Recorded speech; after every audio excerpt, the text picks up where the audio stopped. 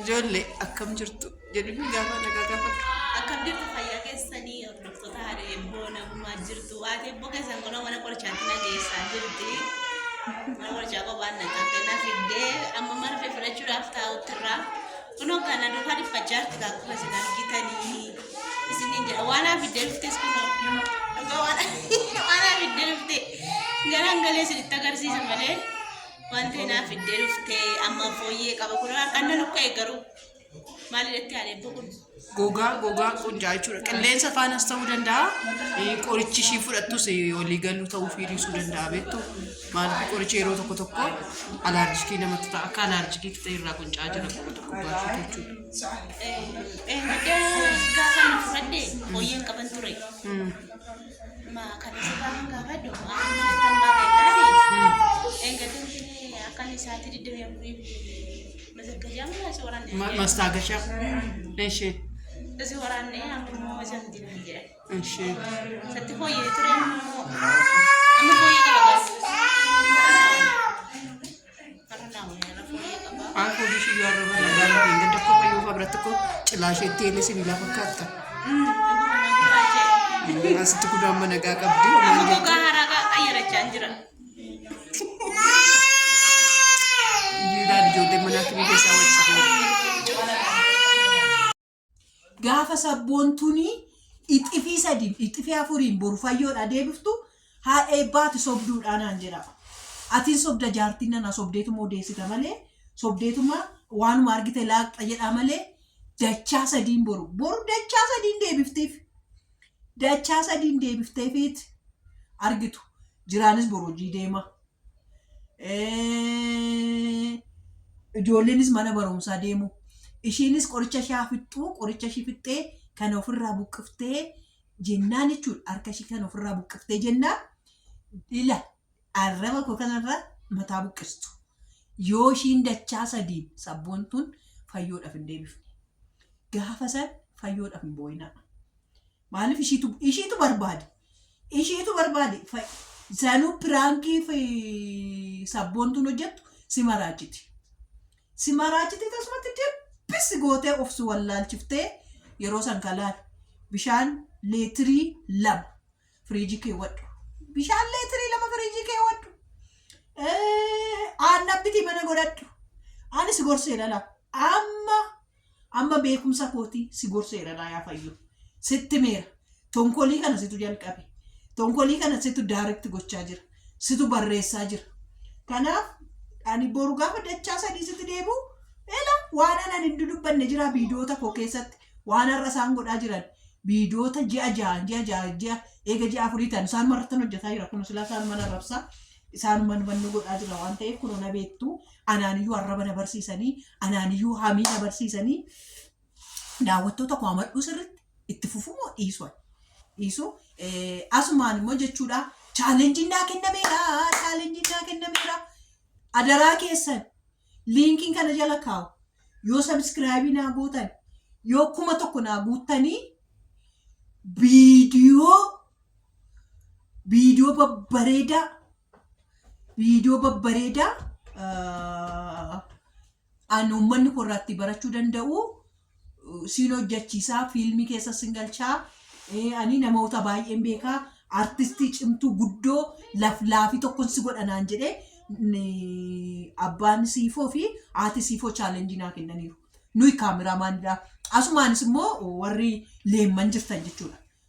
Warri leemman keessa jirtanii siiforraa leemman warri karaa leemman jirtan mana meetii qabdi, mana footoo qabdi, mucaa akka kootis inni qabdi, mucaa akka kooti qabataati abbaa manaa ishii wajjin jedhanii kutukaandoo kanas hojjechaati sirritti godhaa jiru waan ta'eef adaraa keessan meetii sirraa bitattu mana footos dhaxxanii amma kun immoo ji'a sargiitii dhaxxanii warroota sirrittan bal'inaan siniifan hojjedhe keessa sinii gashaa viidiyoo kan burbarii gadi dhiisuu irratti sirrittaan sinii hojjedha adaraa keessan liinkiin kana jala galchuu 1,000 naaf galchaa 1,000 naaf galchitanii ennaan viidiyoo 4 naaf kennama.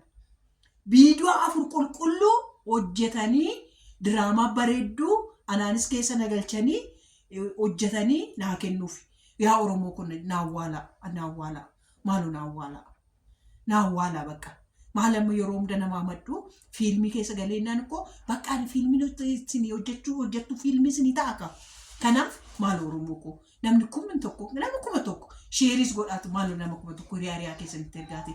Tokkoffaan mucaa akka kootii qabdi. Dhugaa rabbi mucaa akka kootii qabdi. Kanaafiyyuu jajjabeessaa isaan immoo waaqayyo isaan gargaaranii akka haadha baay'eetti miti. Garuu mucaa akka kiyyaa qabu daayipparii fayyadamtee akkuma eebbuu kootii daayipparii fayyadamtii akkuma eebbuu kootii immoo wannoo jetti waan ta'eef jechuudha.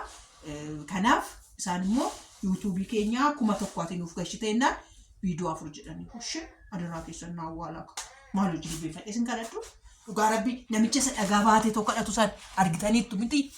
Isa namicha dhagaa baatee kadhatu san maal Oromoo ko kuma takkitti bicha naa galchaatti viidiyoo 4 irraa fudhadha. Viidiyoo 4 irraa fudhadhe immoo waan yaw doolaaruma 10 illee 15 illee naa hojjeta naa mucaa kootiif daayipparii naa bita. Oromoo ko naawwaalaa.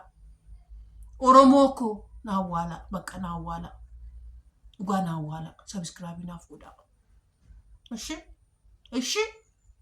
Ishee tanire achi viidiyoo kiyya baqqatti fufaatu sabboo fayyoo jidduu tangalee waa'ee oduu koo fi oduu fayyoo kooti dhaggeeffadha.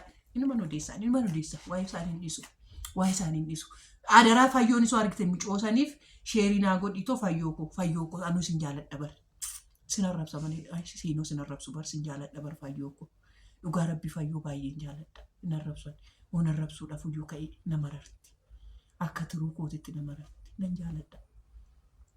Dhugaa nan jaaladha fayyoo kana. Nan arrabsa ishee godha beekaa ifaa gaafan ga'u nama rarti. Isa dhugaa nama rarti maaliif akka isheen nama rartu hin beeku. Baay'ee tokko akka ilmoo dhabaattan ishee jaaladha. Isheen garuu na jaalatti ta'e hin beeku dhugaa. Ani garuu nan ishee jaaladha. Nan ishee jaaladha. Maalan godha. Nama akkasuma lafa kaatanii nama jaalattan hin jiru. Nan jaaladha. Nan arrabsa jedheen arrabsuu dadhaba bar. Arraba kootu nutti na hidhama bar. Ani fayyoon tuqu. Dhugaa ani fayyoon arrabsu.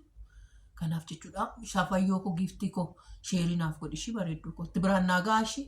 Biraan naagaa akkuma takkitti bichaadha. Akkuma takkitti jennaan eebbuudhaaf daayipparii ji'a lamatu itti bitama jechuudha. Viidiyoo 4 naa kennite isin immoo sirriitti buum gootanii ilaaltanii miiliinaan ilaaltu miti ishii fiilmii viidiyoo ishii naa kennitu. Borbariis viidiyoo nan postuta ishee ani ishiin irratti yaaliidhaaf teestiin sii godhanaan jette. Teestiin sii godhaa teestii sii godheetanii teestiidhaa kunnaan jettee kanaaf maqaa sun kadhadhee huu isinitti lafallafe immoo yoo qaata yaatan bar gaafa namni sin kadhatu silaa sin itti tolan jettanii qaata yaatanii deemtan miti viidiyoo sattaan nufuu ilaalaa yaa'ina ilaalaa ganaa viidiyoo jira.